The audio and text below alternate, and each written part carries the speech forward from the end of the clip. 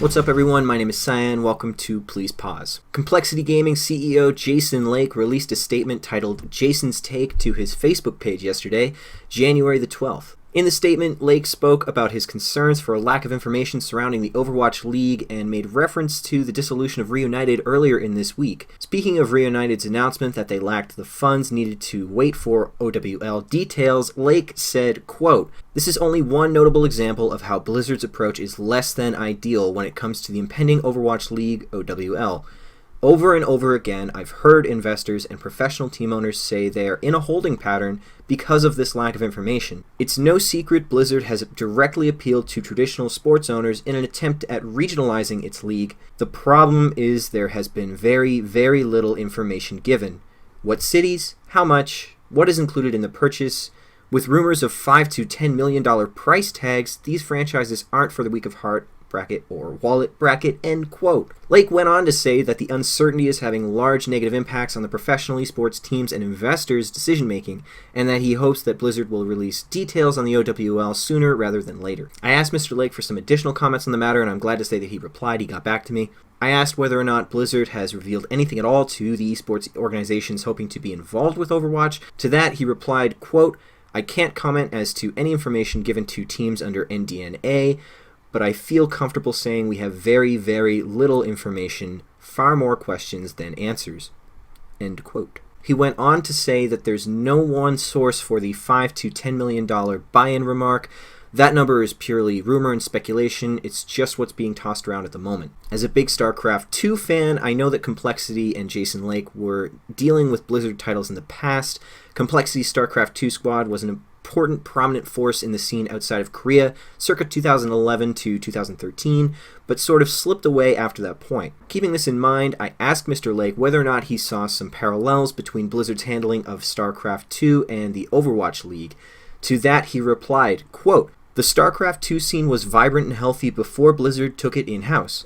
Now, I'm not definitively saying the scene declined because Blizz took it in-house, but the two things follow the same timeline. With OWL, I'm optimistic something special could be built, but I'm very concerned at the lack of information and whether traditional esports teams will be forced out of the game due to the extremely high entrance fees. Esports is a specialized niche market, and just because you can afford to spend mountains of cash definitely doesn't qualify you to navigate in the space. I'm hoping Blizzard will respect the many people who have supported its games in the past and don't just bulldoze us in a cash grab. However, despite the massive amount of respect and admiration I hold for the company, that's exactly what I fear will happen." End quote. I think that statement kind of says that maybe there's a bit of a lack of faith, a predisposition for a lack of faith with some teams in relation to Blizzard and their handling of esports. Jason Lake commented on a Reddit thread linking to his statement, his article, saying that he never meant to throw any shade. He doesn't want to seem like he's picking a fight with Blizzard or anything like that. He just posted his thoughts for the people who were interested on his Facebook page.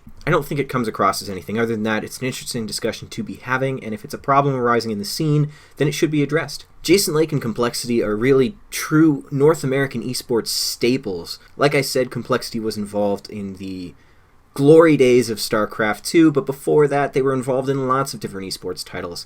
In fact, Complexity was in an organization called the G7 Teams, which is sort of a forerunner to the WISA and PEA that we see coming up today. Jason Lake saying that money being injected into esports is meaningless if there's no passion behind it. That's not really new. In a video interview with the now defunct news organization ESFI during July 31st, 2011, Jason Lake kind of expanded on this idea as once again in 2011 there was a big explosion of esports interest on a smaller scale to what we're experiencing now, but on a greater scale than had been experienced ever before. He had this to say at the time. "This has never been a money-making enterprise, quite frankly. It's more like a labor of love and a love for games. And people that don't love games have come in this scene, you know what, and they always go.